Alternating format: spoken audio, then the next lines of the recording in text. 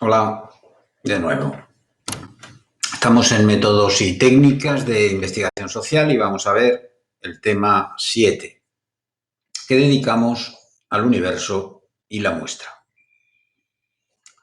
En realidad es un tema parte del cual, bueno, se supone que habéis visto ya en estadística, que tenéis ya una base incluso de secundaria, se supone, pero como estas cosas cuestan a veces, pues me parece interesante que retomemos aquí el revisar de nuevo lo fundamental de lo referido a la muestra, porque es un aspecto esencial en el proceso de investigación.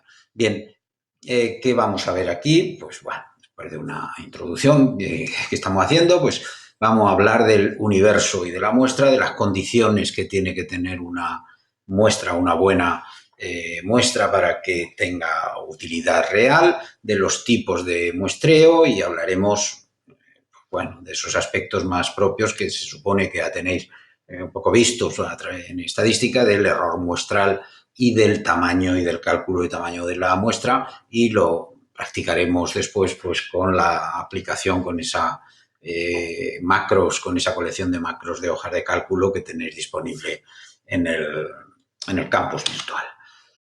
Objetivos del tema. Pues bueno, pues ser conscientes de la importancia del trabajo con muestras en la investigación social. La mayor parte del trabajo se hace con muestras, salvo, bueno, la observación etnográfica, hay algunos tipos de trabajos, a veces no hace falta hacer una muestra porque tenemos todo el universo, es pequeño, pues vamos a trabajar con una clase o con un taller o con un departamento de ventas. Bien. Pero en general vamos a trabajar con muestras. Conocer la relación que hay entre el universo y la muestra. Distinguir distintos tipos de muestreo, cuándo se debe utilizar uno u otro o conviene utilizar. Conocer herramientas, pues esas aplicaciones para controlar el tamaño y la calidad de la muestra. Y bueno, y finalmente al final estar en condiciones de calcular la muestra y el error en un caso práctico que habrá que hacer al final. Bien, decía que la mayor parte de las investigaciones se realizan observando una parte del universo que queremos investigar. Bueno, la clave es que como el universo a menudo no lo podemos abarcar, pues tenemos que trabajar con una pequeña porción de esa realidad. Y a esa pequeña porción del universo es a la que llamamos muestra. Digamos que toda esta masa es un universo y que en vez de ser 20 o 30 personas, son 20 o 30.000 personas y no podemos. Entonces, bueno, observando a unas pocas se supone que pueden ser, esperemos que sean representativos del conjunto del universo. La representatividad, ¿qué nos permite? Pues hacer inferencias desde la muestra a la totalidad de la población. Naturalmente, estas inferencias hay que hacerlas de forma racional y probabilística, atendiendo a las herramientas que la estadística y la lógica nos aprueba. Bueno, estaba hablando del universo. Claro, decimos el universo, estamos siempre de nuevo con esos términos que tienen un significado en la vida cotidiana y otro en la ciencia o en la técnica. Llamamos universo, en otras ocasiones lo vamos a llamar la población, depende de cómo se trabajen las muestras, de forma práctica o empírica, pues se usa a veces el término población, pero técnicamente el término es universo. El universo es el conjunto de personas o de elementos. Bueno, si se va a hacer un estudio de los defectos que se producen en el proceso de fabricación de un coche, bueno, o de sucesos que constituyen el objeto de una investigación y a los cuales se va a referir el resultado. Es decir, en esa investigación lo que digamos se va a referir a ese universo.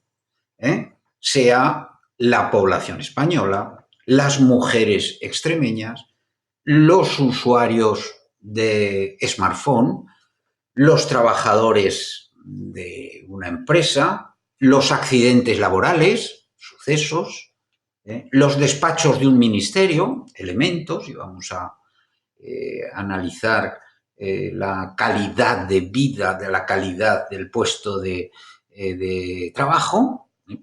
Bueno, aunque luego lo vamos a utilizar en un sentido distinto, los conceptos estadísticos de población finita e infinita, ningún universo tiende a la infinitud. Estamos hablando de que vamos a poder estudiar un fragmento del universo porque el universo es mucho más grande que lo que podemos abarcar.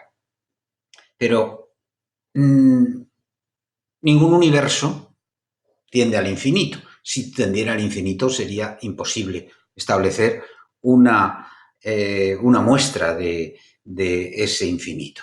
Es decir, partimos de que todo universo que queremos estudiar o población que vamos a estudiar tiene unos límites y esos límites tienen que ser reconocibles y reconocidos, porque si no, no vamos a poder construir una muestra en condiciones, salvo que podamos abarcar todo el universo y en cualquier caso, en ese caso también estarían los límites claramente definidos y vamos a estudiar a todo el conjunto de los trabajadores de una empresa, porque son pocos y los podemos abarcar, pues sabemos que el límite está ahí en esa empresa, en quienes están contratados por esa empresa. Bueno, en ese caso es muy fácil tener claro los límites, pero cuando vamos a, si estamos pensando en estudiar, pues el paro o el mercado de trabajo o las posibilidades de creación de nuevos empleos en tal comarca,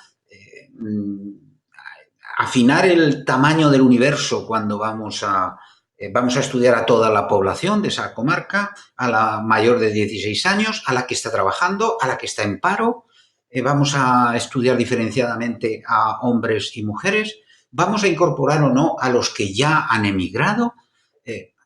Por tanto, tener claro que ese universo puede expandirse y ser difícil a veces de tener claro cuál es, pero hay que ponerle porque ha de tener unos límites.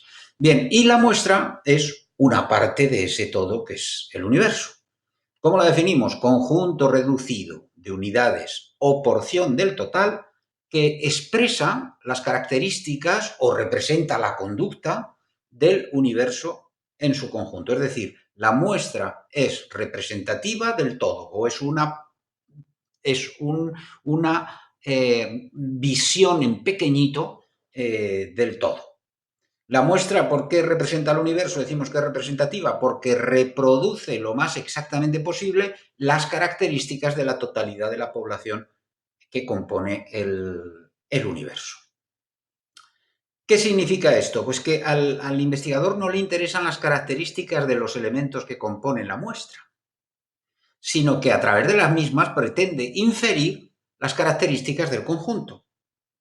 Por eso, si hoy recordáis que yo insisto mucho, y en sociología, cuando vemos en primero la sociología general, como insisto en que la sociología no le interesa lo que le pasa a Pepito o a Juanito. Lo que le interesan son las características que Juanito o Pepito expresan de un conjunto, de una totalidad, de un universo determinado. Es decir, cuando estamos haciendo o bien un experimento, aunque no sean habituales, una encuesta u otro tipo de estudio, lo que queremos es obtener conclusiones generales acerca de la población total del universo. Bien, sin embargo, no es una porción casual del todo. Cuando decimos que la muestra es un fragmento representativo del todo, no significa que cualquier fragmento valga para eso. Para que sea una muestra tiene que ser una porción consciente y lógicamente determinada, delimitada. No nos vale cualquier aunque luego vamos a hablar de la aleatoriedad de la muestra, pero eso no significa, esa aleatoriedad no significa, nos vale cualquiera, en cierto sentido, pero si esos cualquiera, que son aleatorios, han sido fruto de una determinación de cómo vamos a definir a esos casos aleatorios. Bien, decimos que es una parte representativa. Bueno, un poco esta imagen expresa un poco la relación entre el universo y las muestras posibles que podemos extraer de ese universo. La muestra descansa en el principio de que las partes representan al todo. ¿Es representativa? ¿En qué medida es representativa? Pues en la medida en que refleje las características que definen la población de la que fue extraída. Si aquí nosotros hemos extraído dos muestras que hemos definido, que pueden ser absolutamente aleatorias, aquí tiene una forma, aquí otra, pero ¿qué encontramos aquí? Pues que en las dos muestras, vemos que tenemos la misma cantidad de elementos de cada uno de los tipos de elementos y colores que tenemos en el universo.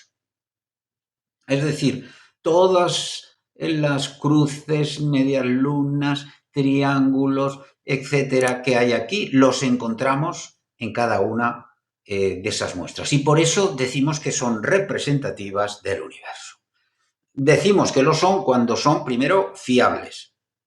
Producen los mismos resultados con el mismo universo y en circunstancias similares. Por eso, si sacamos esta y tenemos esto y sacamos esta otro día después y son estas las que cogemos para hacer esta otra muestra, pues tienen que ser, los resultados tienen que ser similares. ¿Cómo lo aseguramos eso? Pues definiendo claramente los conceptos que definen las características de la muestra. Y tienen que ser válidas. ¿Por qué válidas? La validez, volvemos, aparece una y otra vez. ¿Por qué? Porque midan bien, decimos que son válidas porque midan bien lo que se pretende medir. Eso es un asunto fundamental. Y claro, solo podemos decir que una medida es válida cuando nos ponemos de acuerdo en lo que podemos medir. Bien, de ahí la importancia de acotar el universo y conocer las unidades que lo componen y su diversidad de características para que podamos construir esa medida válida. Ese universo, ese estudio que decimos de mercado de trabajo que vamos a hacer en una comarca, pues como decía, ¿qué va a incluir? Toda la población. La población, vamos a distinguir los niveles educativos, vamos a hacer análisis por sexo, vamos a incluir los que están los inmigrantes que están de paso, los emigrantes que se han ido pero siguen empadronados en el pueblo. Hay que definir, por tanto, bien todas esas características del universo para poder establecer la muestra. Bien, el concepto de muestra tiene, por supuesto, un fundamento estadístico. ¿Qué significa esto? Pues que elegida correctamente y en las proporciones adecuadas, los resultados se pueden generalizar al conjunto del universo. Naturalmente, son válidos para el universo dentro de unos márgenes de error y probabilidad que se pueden determinar estadísticamente. Bien, pues desde esta parte estadística en la que vamos a entrar muy poco, porque supone que tenéis ya una base, pero más que nada hacemos refrescar, hay que resolver tres problemas. ¿Cuántos investigar? ¿Cómo seleccionarlos? ¿Y quiénes son exactamente los seleccionados que componen esa muestra? Bien, condiciones que tiene que tener la muestra. Recapitulando, tiene que ser representativa, reflejo de las características del universo. Esta imagen la expresa también como la que... Es decir, tiene que representar sectores diferenciados y específicos. Tiene que ser confiable, es decir, como decíamos, que se garantice la fiabilidad y la validez de los resultados. Es decir, que si se repitiera, los resultados deberían ser los mismos, dentro de una determinada probabilidad, porque admitimos un margen de error. Y el tercer elemento es el tamaño. El tamaño que viene condicionado por la representatividad y por la confianza, en realidad. Como veremos, la definición del tamaño de las muestras exige, por tanto, información previa de la estructura del universo investigado para que podamos asegurarnos de que es representativa la muestra y que es confiable. ¿De acuerdo? Esa dialéctica entre representatividad y confianza nos va a fijar el tamaño de la muestra. Bien, en este sentido, por tanto, la relación entre el universo y la muestra es, de un lado, cuantitativa y de otro lado, cualitativa. ¿Por qué? Cuantitativa, ¿por qué? Porque representa una fracción de ese total. Un porcentaje respecto del universo. Y eso es importante, ¿por qué? Pues porque nos va a servir para estratificar la muestra después igual que el universo. Y luego, dentro de ese componente cuantitativo, hay un elemento importante que es el coeficiente de elevación. ¿Qué significa esto? Hace referencia, como sabéis, por estadística, al número de veces que la muestra está contenida en el universo. Bien, por tanto, hay una relación cuantitativa, pero hay también una relación cualitativa. ¿Por qué? Pues porque, insistimos en ello, debe tener las mismas características la muestra que la población que representa.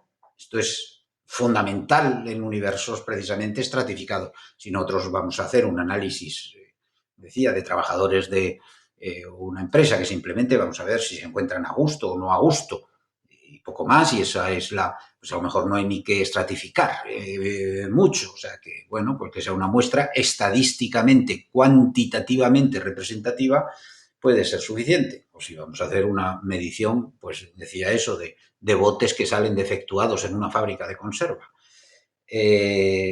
¿Vale? Pero cuando estudiamos hechos sociales, procesos sociales, sucesos, relaciones, interacciones, etcétera, es más complicado y entonces es importante contar con universos estratificados, es decir, que atiendan, que tengan en cuenta las distintas características posibles que definen a ese universo. Naturalmente, esto es difícil en la práctica lograrlo, entre otras cosas porque aunque hagamos un diseño de muestra perfecto, pues siempre se van a producir fallos. Incluso aunque preveamos a veces en una encuesta, se prevé hacer unas cuantas más para prever fallos, encuestas que no se han podido realizar, encuestas válidas que una vez te das cuenta se han metido mal los datos y hay que darla por perdida, etcétera. Bien, como decía que no siempre podemos conseguir una proporcionalidad exacta en cuanto a la estratificación de eso, pues por eso a veces hay que corregirlas ponderando los resultados, según que una característica esté sub o sobre representada. Ahora acabamos de explotar una encuestas sobre hábitos de consumo de alcohol y de otras drogas de toda la población española y las muestras, digamos, el conjunto de las muestras, en la medida en que no todas las muestras eran representativas exactamente matemáticamente de la población de cada región respecto al total nacional, pues bueno, pues las bases de datos vienen con una ponderación para atribuir el peso real que tienen que tener unas respecto a otras. ¿De acuerdo? Bien. ¿Cuándo hay que utilizar el muestreo? ¿Cuándo es inevitable, imprescindible?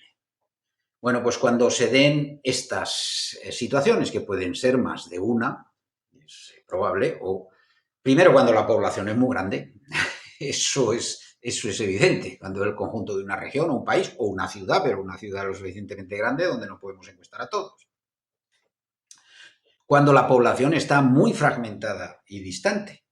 Por ejemplo, muchos centros de producción de una empresa en distintos países. Pues habrá que optar. Otra de eso, cuando la población es difícilmente accesible. Hay barrios peligrosos, con población enferma que está hospitalizada o no. Entonces hay que coger inevitablemente muestras, porque cuando se trata de un experimento con grupos de control y hay que contrastar lo que ocurre en un grupo con lo que ocurre en otro, cuando se trata de un estudio piloto previo para el desarrollo de una investigación en profundidad, o cuando disponemos o bien de poco tiempo o bien de medios limitados, de poco dinero para hacer el estudio. Se puede obviar, por tanto, primero si se investiga un grupo o un colectivo pequeño, como decía antes, un equipo de trabajo, una clase. Si se trata de una investigación de casos, precisamente, que lo que buscamos son casos distintos, diferentes, que reflejen diversidad. Estamos estudiando un modelo organizativo, por ejemplo. Cuando no podemos construir una muestra suficientemente representativa también. Hay que asumirlo. Por ejemplo, si estamos haciendo un estudio sobre el trabajo de los inmigrantes ilegales llegados en pateras que no están registrados en ningún sitio, no podemos hacer construir una muestra. Veremos el sistema de muestra en bola de nieve, que digamos suple, pero no es una muestra representativa de un universo, no cumple con ese principio. Que hay, decimos, indígenas. Estamos a estudiar indígenas en un territorio que no es ni controlado administrativamente, donde no tiene presencia el Estado y, por tanto, ni se sabe cuántos hay. O puede obviarse si no tenemos limitaciones temporales ni de medios. Si podemos hacer un censo de población y preguntar, pero fijaros que hasta el censo de población, el último que se hizo en España, lo que se hizo fue una encuesta. Ya no se atrevió el Estado a invertir lo que tenía que invertir y lo que hay que invertir siempre para hacer Estamos grabando. Bien, la base de la muestra es el sustrato material que da soporte al universo, a la población que vamos a estudiar. Es decir, esa población está por ahí, por supuesto, son personas físicas que están por ahí dispersas, pero no vamos a partir de esas personas físicamente dispersas porque no las podemos ver a todas, ni observar. Partimos de esa base de la muestra, que es decir, es allí donde están anotadas todas las unidades que componen el universo o la población, sea un censo de población, un registro de parados, un plano de edificios, un listado, un catálogo, una base de datos, y vamos a hacer una investigación, una muestra sobre estudios que se han hecho sobre la evolución del trabajo en los últimos años. ¿Vale? De ahí esa es la base de la muestra, porque es de donde vamos a extraer la muestra. Naturalmente hay que tener en cuenta que la población puede estar censada o no censada. Censada es que existe en sentido material y existe en sentido formal, es decir, hay una base de la muestra. Ahora, si no está censada, pues existe en sentido real o material, porque esa población está ahí, pero no en sentido formal porque no existe base de la muestra. Hablábamos antes de si vamos a estudiar la ocupación de los inmigrantes ilegales llegados en patera de forma irregular. Por tanto, no tenemos un listado de eso. En estos casos hay que optar por un muestreo aleatorio imperfecto. En ciencias sociales es una situación bastante habitual, por no decir la más habitual. ¿En qué condiciones tiene que tener la base de la muestra? Bueno, pues en el registro las unidades deben estar individualizadas, de forma que se pueda elegir mediante sorteo, porque es la base ideal de la selección de una muestra probabilística. Para eso debe evitarse la ordenación, ¿Por qué? Porque una ordenación puede ocasionar una selección sesgada o no representativa. Sabéis que ahora hay debate, los matemáticos pues han evidenciado que hasta eso de escoger en orden alfabético las cosas pues reduce las probabilidades de que aparezcan. Bien, por tanto, no debe hacerse una ordenación, sino tal como está, aparece ese listado de forma natural. Por supuesto, hay que comprobar que esas bases estén actualizadas. Si la base va a ser el padrón de habitantes del municipio, pues lógicamente pues, tenemos que ir al padrón más último. Bien. ¿Qué tipos de muestreo podemos hacer? Bueno, pues hay tres tipos básicamente. Aleatorios, los llamamos también probabilísticos, no aleatorios o no probabilísticos y mixtos, donde se mezclan elementos probabilísticos y no. Dentro de los aleatorios tenemos a su vez tres tipos. Los que tienen igual probabilidad de aparecer todas las unidades del universo de aparecer en la muestra, que sería el aleatorio simple. Aquellos en los que hay distinta probabilidad, pero se conoce esa probabilidad en términos estadísticos, y aquí veremos, distinguiremos entre sistemático, estratificado y de conglomerados, o cuando hay una probabilidad desigual y que además tampoco se puede conocer, no se puede calcular. Eso lo llamamos semiprobabilísticos. Y estos, pues hablamos de los muestreos por cuotas o mediante rutas aleatorias. Entre los no aleatorios tenemos tres tipos básicamente de muestreo: intencional, de bola de nieve y estructural o cualitativo. El intencional que se utiliza en análisis pues bueno, etnográficos, fundamentalmente, pues es cuando seleccionamos simplemente a personas concretas que nos interesa porque saben, porque conocen un asunto, porque sabemos que conocen un asunto, etcétera. Lo vamos a ver en detalle.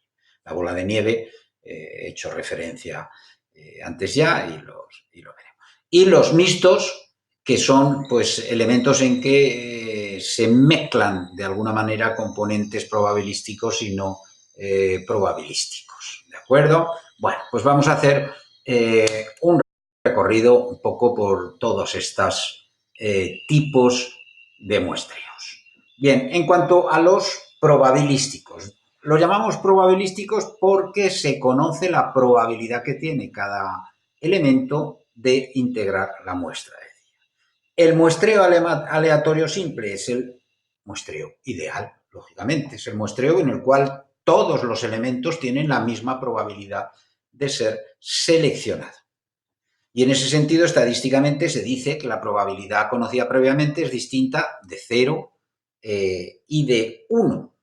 Es decir, todo el mundo tiene alguna posibilidad, ni todas ni ninguna. ¿Cómo se hace esto? Pues por medio de un sorteo riguroso. Se eligen las unidades, como las bolitas, hasta completar el tamaño de la muestra.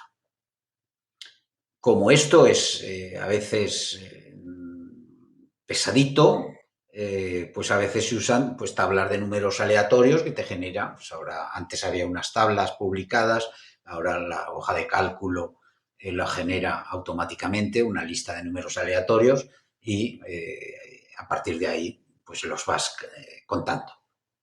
Por ejemplo, si nosotros cogemos una lista de alumnos, asignamos un número a cada uno, luego los metemos los números en una caja y extraemos los integrantes de la muestra. ¿De acuerdo? Bien. En cuanto al sistemático, el muestreo sistemático lo que hace es seleccionar un elemento en función de una constante, que lo llamamos el coeficiente de elevación, es decir, que nos va a decir el número de veces que la muestra está en el universo. En este caso, la muestra, de nuevo, tampoco debe estar ordenada para evitar sesgos del tipo que sea. Se elige al azar la primera unidad, que tiene que ser inferior, lógicamente, al coeficiente de elevación. Y, bueno, si el coeficiente de elevación no es un número entero, pues se utilizará unas veces el entero inferior y otras el entero superior. Es el número de veces que la muestra está. Si es 7,4, pues 7 y 8 se va alternando. Otras opciones de muestreo sistemático, pues individuos cuyo nombre empiece por una letra. Ya hemos dicho que a los matemáticos no les gusta mucho eso. Nacidos en una determinada fecha, cuyo número de orden en el DNI termine en una cifra, etcétera. Hay distintos mecanismos para hacerlo. Por ejemplo, si tenemos una población formada por 100 elementos y queremos extraer una muestra de 25 elementos, pues lo primero que tenemos que hacer es establecer el intervalo de selección que será igual a 100 dividido entre los 25, por lo tanto 4 es el factor del coeficiente de elevación que tenemos. A continuación elegimos el elemento de arranque, tomando aleatoriamente un número entre el 1 y el 4, vamos a suponer que sale el 2. Bien, pues a partir de ahí se aplica ese coeficiente de elevación. Nos ha salido el 2, cogemos el 2, pues luego cogeremos el 6, luego cogeremos el décimo, luego el 14avo y así hasta el 98. ¿Por qué 98? Porque eran 100 el universo y hemos empezado en el 2 de forma aleatoria. Podía haber sido el 1, el 2, el 3 o el 4. ¿De acuerdo? Bueno, un poco este esquema os ayudará a retener y a ese funcionamiento, ese mecanismo. Bien, el muestreo estratificado. Bien, este tipo de muestreo es importante allí donde tenemos universos que no son homogéneos, que están formados por estratos, por subconjuntos que representan, bueno, pues distintas categorías de interés para la investigación, lógicamente. Y bueno, pues lo que hacemos es construir la muestra teniendo en cuenta esos estratos, esas diferencias. Lo que hacemos es dividir la población en subconjuntos que tengan características comunes. Pues vamos a suponer que estudiamos a esos emigrantes, pero sí a los censados, porque estudiamos a los emigrantes que estén instalados, empadronados en Almendralejo, y distinguimos pues entre el estrato de rumanos, de marroquíes, de colombianos, de peruanos, etcétera. Bien, ¿qué vamos a hacer? ¿Cómo se hace entonces una vez dividido esos conjuntos de ese listado? Tenemos los peruanos, los marroquíes, los rumanos. Pues se selecciona una muestra diferenciada de cada uno de esos estratos. Llamamos a fijación de la muestra. Y ese tamaño, el tamaño de esa muestra diferenciada puede ser proporcional en función del peso en la población del estrato. O sea, si hay 100 inmigrantes y marroquíes son 70, pues el tamaño de la muestra tendrá que ser un 70% del conjunto. Puede ser simple, el mismo tamaño a cada estrato. Bueno, pues igual cogemos 5 de cada sitio. Puede ser óptima en función del peso y la varianza de cada estrato para esa categoría que utilicemos. Puede ser mixto. Estadísticamente va a ser más preciso si la media ponderada de las varianzas de los distintos estratos es menor que la varianza del conjunto del universo. Lógicamente, para esto hay que manejar esas herramientas básicas estadísticas que normalmente siempre conviene repasar cuando nos ponemos a construir una muestra. ¿Qué razones hay para usar la muestra estratificada? Bueno, pues por un lado, la precisión de las estimaciones. ¿Por qué? Porque si la media de las varianzas de los estratos es inferior a la varianza del universo, bueno, pues se reduce el error. También otra razón es poder utilizar diferentes métodos de muestreo o fracciones de muestreo en los distintos estratos. Una para los humanos, otra para los... También adaptarse a grupos de población específicos que sean de interés en algún aspecto concreto de la investigación. O bien si conocemos la estratificación del universo, pero no se puede formar la base de muestreo por estratos. Entonces la haremos por cuotas.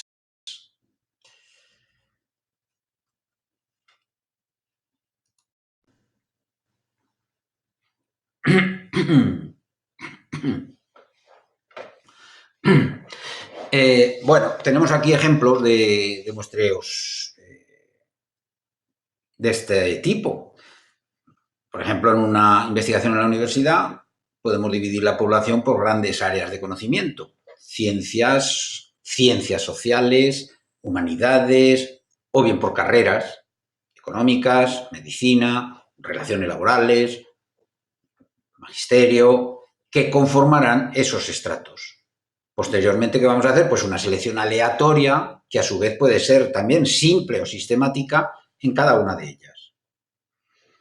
O pensemos en un análisis sobre actitudes hacia la diversidad en el trabajo en un grupo empresarial, pero queremos hacerlo distinguiendo cómo reaccionan y cómo funcionan según distintos grupos de estatus y roles.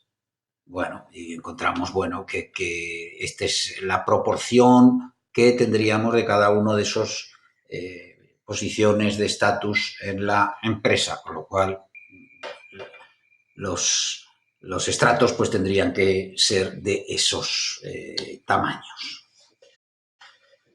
Bien, otra posibilidad son los muestreos por conglomerados, clústeres que los llaman. Bien, lo que hacemos es dividir el universo en conjuntos menores o conglomerados, de entre los que solo se van a escoger algunos para ser muestreados. Esto ocurre muy a menudo en estudios que tienen un componente geográfico, aunque a pequeña escala, estamos analizando un barrio, se puede utilizar otro tipo, familias, filas de asiento en un estadio, mesas electorales. ¿Cuál es el proceso que seguimos? Pues primero delimitamos los grupos o conglomerados.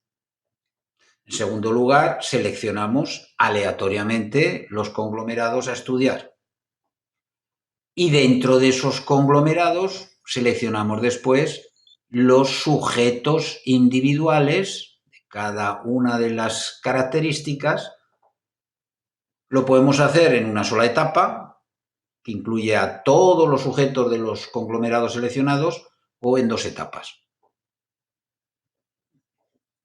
mediante el cual pues, bueno, se selecciona un número de sujetos de cada conglomerado mediante muestreo aleatorio simple o sistemático.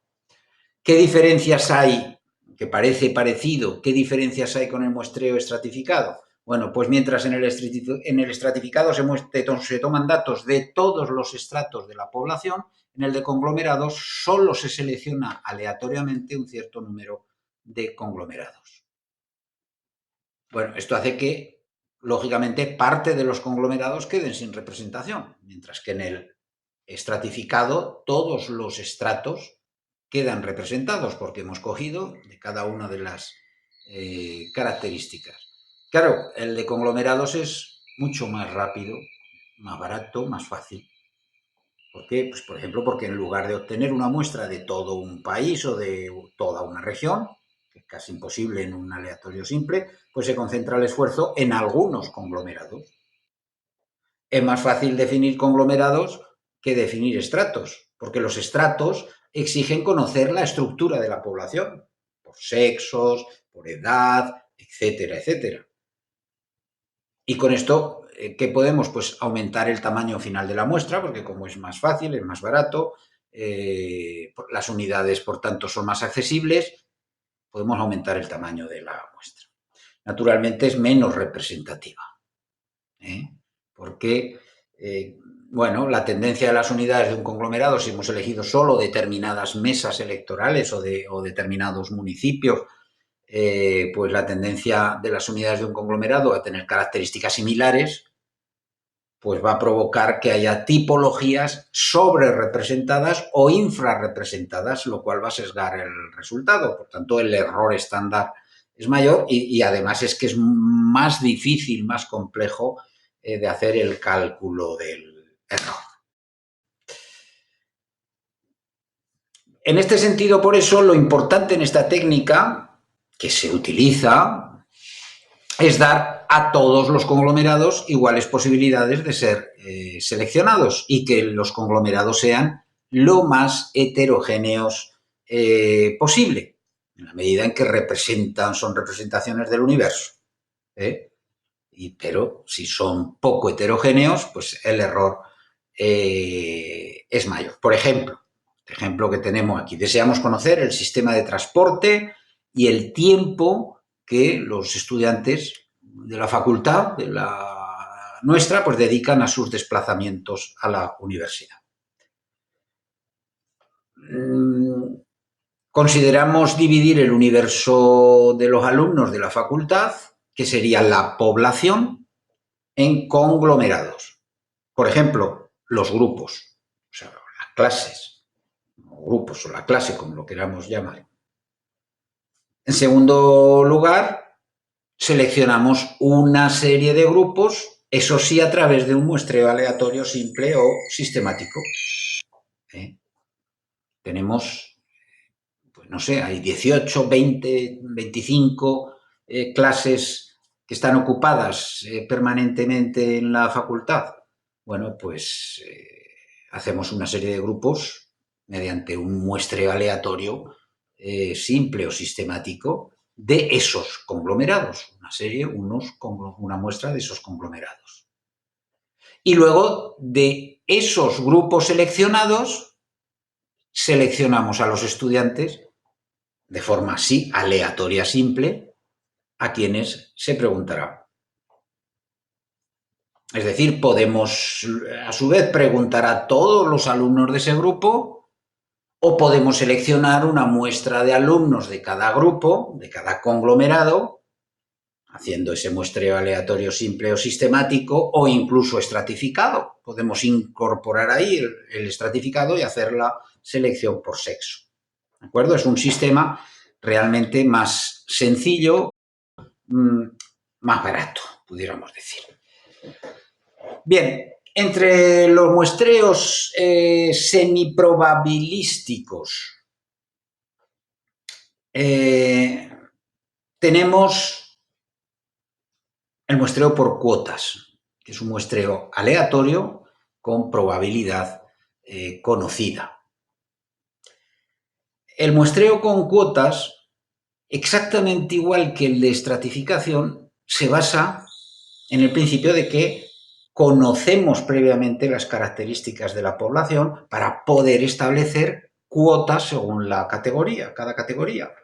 Sexo, edad, situación geográfica, carácter y categoría socioprofesional, lo que sea.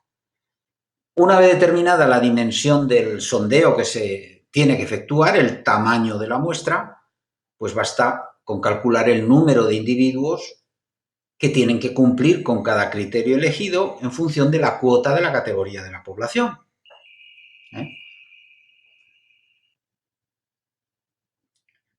Pero, a diferencia del muestreo estratificado, la elección de los sujetos en cada estrato se realiza a criterio del investigador. Pueden ser los más cercanos, los que se hallan más cerca, un grupo de voluntarios, quienes cumplan determinadas características que se considere una variable importante. De hecho, claro que nos dice esto, algunos autores lo consideran no probabilístico en realidad, porque no es auténticamente aleatorio. En realidad se basa en la hipótesis de que la información que deseamos obtener está correlacionada con la población. Pero claro, eso es una hipótesis de representatividad difícilmente demostrable. La elección de los individuos seleccionados se hace por métodos no probabilísticos, sea, como decíamos, los más cercanos o sea un grupo de voluntarios que quieran responder. Por ejemplo, cuando ponemos en internet un cuestionario para ver, con lo cual no es posible calcular probabilidades de pertenencia a la muestra.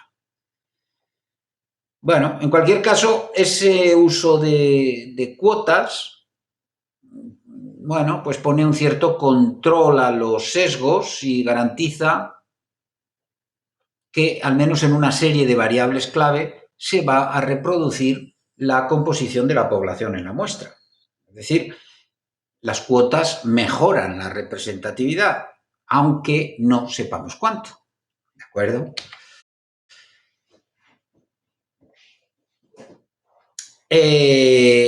¿Cuándo se utiliza este sistema por cuotas?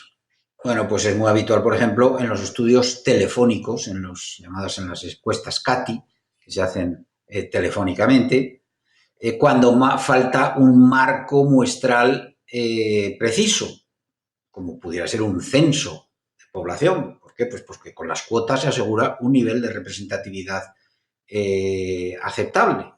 Y de hecho es la técnica que predomina en estudios también online a través de paneles. Ventajas, pues ofrece resultados útiles a un coste bajo. Si se han elegido correctamente las variables sobre las que segmentar los resultados, pues suelen ser fiables. Y al ser menos costoso, pues se puede aumentar la muestra, con lo cual, bueno, aumentamos la probabilidad de pruebas empíricas, pues han mostrado con un tamaño de la muestra superior en un 50% a la aleatoria, el error viene a ser equivalente. Y no hemos tenido que volvernos tan locos y con el coste que un aleatorio. Y luego los resultados, pues también los puedes ponderar después en función para ajustarlos a la realidad.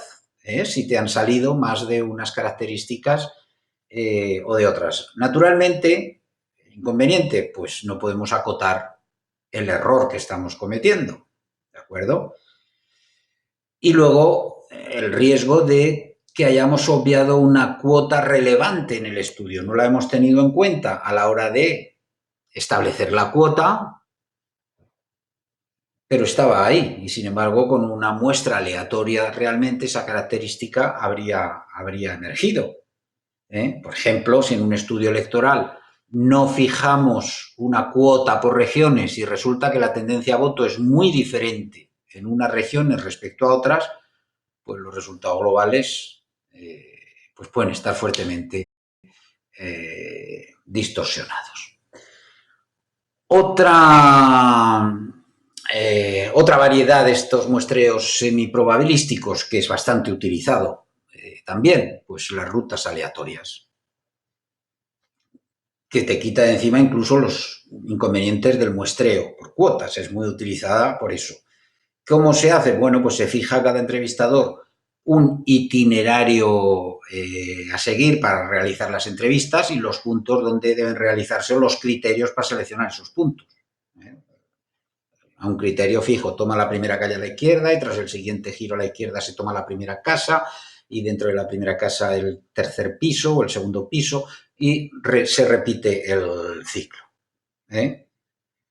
Se pueden fijar los criterios para seleccionar los individuos a entrevistar o cuotas de individuos dentro de la ruta. O sea que además se puede incorporar a ese itinerario, y el primero tiene que ser mujer y el segundo hombre y luego de una determinada edad. Se pueden incorporar ahí cuotas dentro de la ruta.